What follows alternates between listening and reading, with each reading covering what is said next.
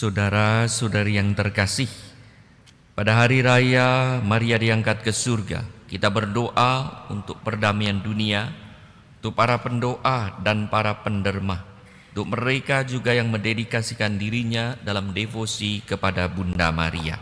Marilah kita berdoa.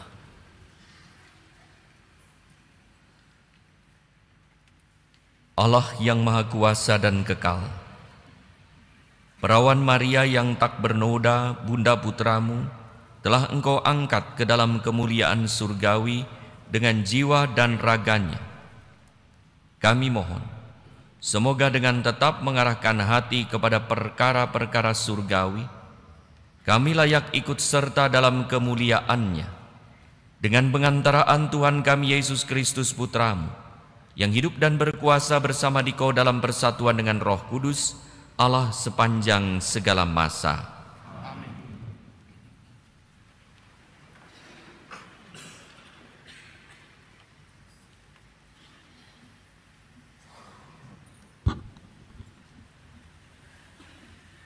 Bacaan dari Kitab Wahyu.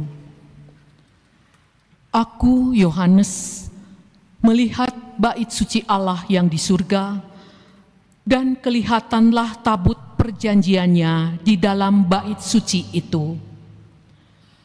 Lalu tampaklah suatu tanda besar di langit.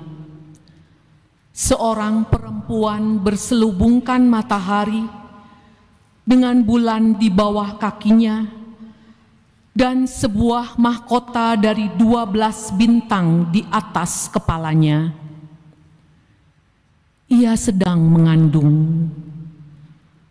Dalam keluhan dan penderitaan hendak melahirkan, ia berteriak kesakitan. Maka tampaklah suatu tanda lain di langit. Seekor naga merah padam yang besar, berkepala 7 dan bertanduk 10, dan di atas kepalanya ada 7 mahkota. Ekornya menyapu sepertiga dari bintang-bintang di langit dan melemparkannya ke atas bumi. Naga itu berdiri di hadapan perempuan yang hendak melahirkan itu untuk menelan anaknya. Segera sesudah perempuan itu melahirkannya. Dan perempuan itu melahirkan seorang anak laki-laki yang akan menggembalakan semua bangsa dengan gada besi. Tetapi tiba-tiba anak itu direnggut dan dibawa lari kepada Allah dan ke hadapan tahtanya. Lalu perempuan itu lari ke padang gurun. Di sana Allah telah menyediakan suatu tempat baginya. Kemudian aku mendengar suara yang nyaring di surga. Sekarang telah tiba keselamatan, kuasa dan pemerintahan Allah kita. Sekarang telah tiba kekuasaan Dia yang diurapi Allah. Sebab para pendakwa yang siang malam mendakwa saudara-saudara kita di hadapan Allah telah dilemparkan ke bawah. Demikianlah sabda Tuhan.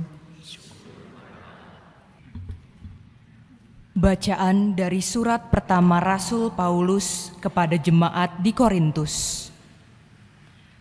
Saudara-saudara, Kristus telah dibangkitkan dari antara orang mati sebagai yang sulung dari orang-orang yang telah meninggal. Sebab sama seperti maut datang karena satu orang manusia, demikian juga kebangkitan orang mati datang karena satu orang manusia. Karena sama seperti semua orang mati dalam persekutuan dengan Adam, demikian pula semua orang akan dihidupkan kembali dalam persekutuan dengan Kristus. Tetapi tiap-tiap orang menurut urutannya. Kristus sebagai buah sulung, sesudah itu mereka yang menjadi miliknya pada waktu kedatangannya. Kemudian tibalah kesudahan, yaitu bila mana Kristus menyerahkan kerajaan kepada Allah Bapa, sesudah ia membinasakan segala pemerintahan, kekuasaan, dan kekuatan. Karena Kristus harus memegang pemerintahan sebagai Raja, sampai Allah meletakkan semua musuhnya di bawah kakinya. Musuh terakhir yang ia binasakan ialah maut. Demikianlah sabda Tuhan.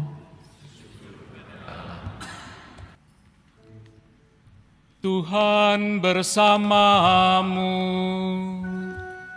Dan bersama rohmu.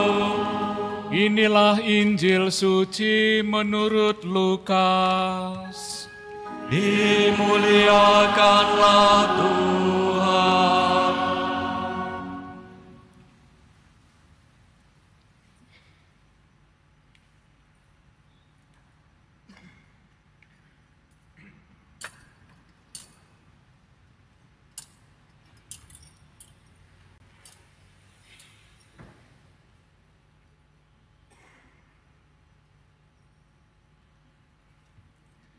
Beberapa waktu sesudah kedatangan malaikat Gabriel, berangkatlah Maria dan bergegas menuju sebuah kota di pegunungan Yehuda. Di situ ia masuk ke rumah Zakaria dan memberi salam kepada Elisabet. Ketika Elisabet mendengar salam Maria, melonjaklah anak yang di dalam rahimnya, dan Elisabet pun penuh dengan Roh Kudus, lalu berseru dengan suara nyaring, "Diberkatilah engkau di antara semua perempuan, dan diberkatilah buah rahimmu. Siapakah aku ini sampai ibu Tuhanku datang mengunjungi aku? Sebab sesungguhnya ketika salammu sampai ke telingaku, anak yang di dalam rahimku melonjak kegirangan. Berbahagialah ia yang percaya, sebab firman Tuhan yang dikatakan kepadanya akan terlaksana." Lalu kata Maria, "Jiwaku memuliakan Tuhan, dan hatiku bergembira karena Allah Juru Selamatku, sebab ia telah memperhatikan kerendahan hamba-Nya. Sesungguhnya mulai sekarang segala keturunan akan menyebut aku berbahagia, karena Yang Maha Kuasa telah melakukan perbuatan-perbuatan besar bagiku, dan kuduslah namanya. Rahmat-Nya turun-temurun atas orang yang takut akan Dia. Ia memperlihatkan kuasa-Nya dengan perbuatan tangan-Nya, dan mencerai-beraikan orang-orang yang congkak hatinya. Ia menurunkan orang-orang yang berkuasa dari tahtanya, dan meninggikan orang-orang yang rendah. Ia melimpahkan segala yang baik kepada orang yang lapar, dan menyuruh orang yang kaya pergi dengan tangan hampa.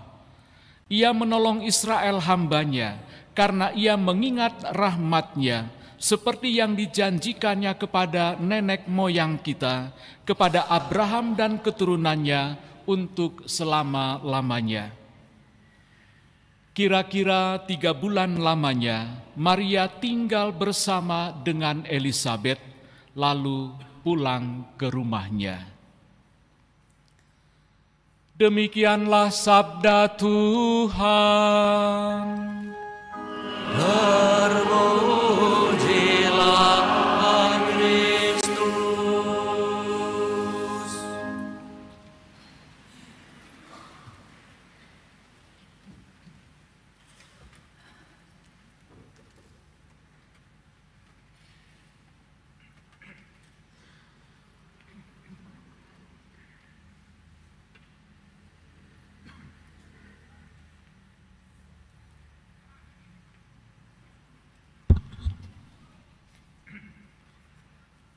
Saudara-saudari yang terkasih, bagi Gereja Katolik Indonesia hari ini adalah Hari Raya Maria diangkat ke surga yang dirayakan setiap tanggal 15 Agustus.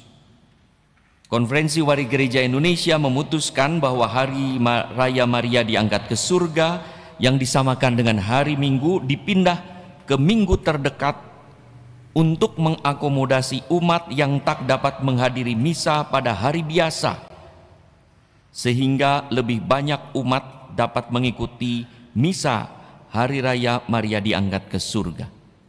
Seandainya tidak dipindah, maka Hari Raya Maria angkat ke surga akan terjadi pada hari Jumat. Mungkin sebagian besar dari saudara-saudari tidak dapat mengikuti misanya. Pada tahun 2025, Hari Raya ini seharusnya dirayakan pada tanggal 17 Agustus 2025 yang dekat dengan tanggal 15. Tetapi karena tanggal 17 Agustus adalah Hari Raya Kemerdekaan Republik Indonesia juga, Hari Raya Maria diangkat ke surga ditempatkan tahun ini 10 Agustus 2025. Yang menurut kalender liturgi saat ini adalah Minggu Biasa ke-19. Saudara-saudari yang terkasih, dogma yaitu ajaran iman gereja tentang Maria diangkat ke surga yang diumumkan pada tanggal 1 November 1950 oleh Paus Pius ke-12 adalah tradisi yang telah diimani oleh gereja sejak awal, walaupun dogmanya diumumkan baru tahun 1950. Ajaran iman ini berkaitan erat dengan dogma Maria dikandung tanpa noda dosa yang disebut dengan Maria Immaculata yang diumumkan Paus Pius ke-11 tanggal 8 Desember 1854. Gereja yakin bahwa untuk melahirkan Yesus, Bunda Maria disucikan Allah dengan kuasanya. Sejak dalam kandungan tanpa noda dosa. Dan selama hidupnya dilindungi oleh Allah sedemikian rupa dari dosa, karena Maria akan mengandung putra Allah, hingga Maria tidak berdosa seperti manusia lain yang memiliki dosa asal atau kecenderungan dosa. Maka setelah wafatnya, Allah tidak membiarkan tubuh Maria terurai menjadi tanah, karena penguraian menjadi debu adalah konsekuensi dari dosa manusia. Paulus berkata dalam Roma 6:32, upah dosa adalah maut, upah dosa adalah kematian. Maka Maria diangkat ke surga oleh Allah untuk berpartisipasi dalam kemuliaan putranya yang telah dikandungnya selama 9 bulan. Maria dijadikan sebagai tabut perjanjian baru, dan gereja yakin Maria adalah tabut perjanjian baru. Kita mengenal di dalam perjanjian lama ada tabut perjanjian Allah yang diusung dalam menemani perjalanan bangsa Israel di padang gurun. Saudara-saudara yang terkasih, kalau kita bandingkan antara tabut perjanjian lama dengan tabut perjanjian baru, ada beberapa kesamaan.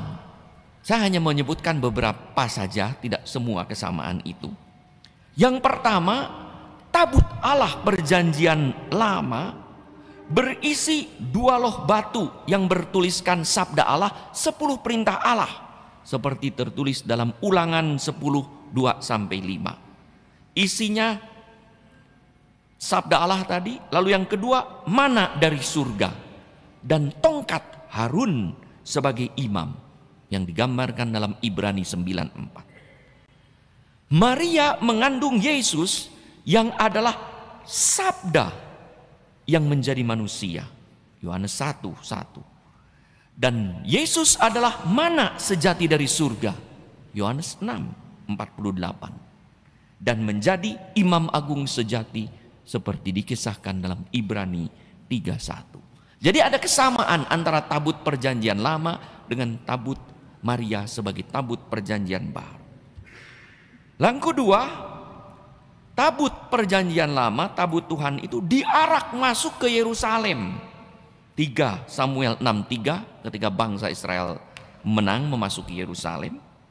Pada waktu itu Daud menjadi takut karena tabut Tuhan dibawa. Lalu ia berkata dalam 2 Samuel 6:8, bagaimana tabut Tuhan itu dapat sampai kepadaku? Maria datang juga ke Yerusalem menemui Elisabet. Elisabet pun dengan genar berkata, siapakah aku ini sampai ibu Tuhanku datang mengunjungi aku. Yang ketiga, kita ingat juga kisah kemenangan Daud ya, dalam 2 Samuel 6:16. Di hadapan tabut Allah, Daud menari-nari, menyambut kehadiran Allah di depannya. Di hadapan Maria yang mengandung Yesus, Yohanes dalam kandungan Elisabet melonjak kegirangan, bagaikan menari-nari. Keempat, tabut Allah ini tinggal, dikisahkan di dalam 2 Samuel 6:11, tinggal di rumah Obed Edom selama 3 bulan. Demikianlah Maria tinggal di rumah Elisabet selama 3 bulan, seperti yang kita dengar dalam Injil hari. Dalam bacaan pertama, kitab Wahyu, kita melihat kaitan tabut perjanjian dengan Maria yang dilihat oleh Yohanes.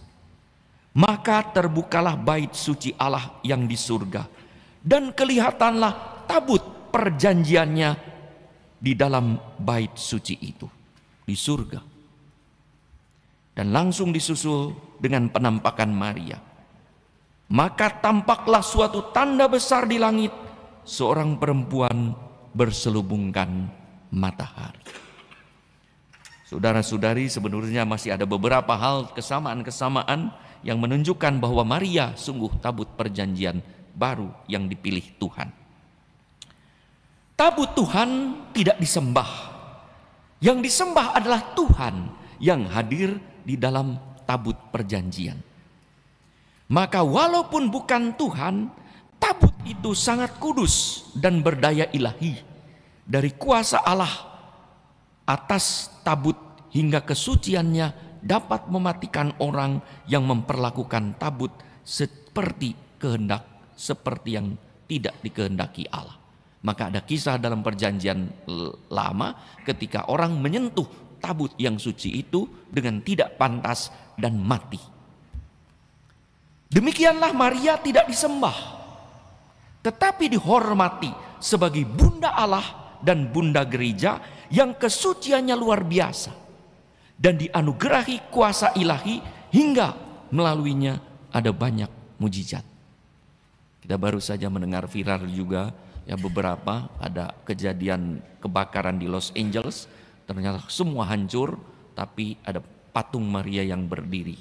Baru-baru di Malang ada toko rohani yang tertabrak mobil masuk ke dalamnya, harusnya patung itu terhantam tapi hanya tergeser dan selamat. Ada banyak mujizat. Ada orang yang berdoa kepada Bunda melalui minta doa melalui perantaran Bunda Maria di tempat-tempat suci atau di depan patung Maria dan terkabul doanya. Ada begitu banyak mujizat. Dalam kitab suci perjanjian lama ada 2 manusia yang tidak mati, tetapi diangkat ke surga oleh Allah dengan jiwa dan badannya, yaitu Henokh yang suci dan bergaul dengan Allah seperti dikisahkan dalam Kejadian 5:22 dan 24, dan Nabi Elia yang melakukan banyak mujizat yang diangkat ke surga dengan kereta dan kuda berapi yang dikirim oleh Allah dari surga. 2 pribadi perjanjian lama ini tidak dikisahkan mati, tidak ada kuburannya, diangkat ke surga. Demikian juga dalam tradisi orang besar Maria itu di mana kuburannya? Tidak ditemukan relik dan peninggalannya.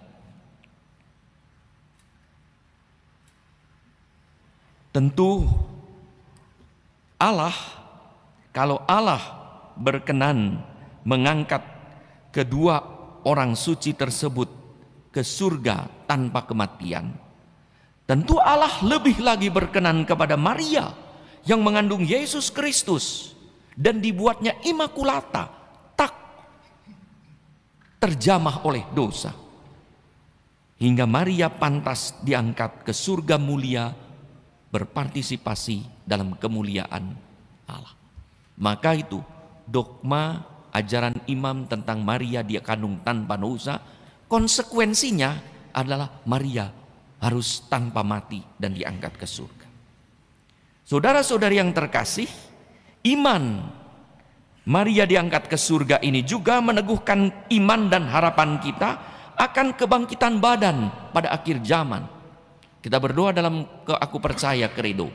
Aku percaya akan kebangkitan badan dan kehidupan kekal. Bangkitan badan.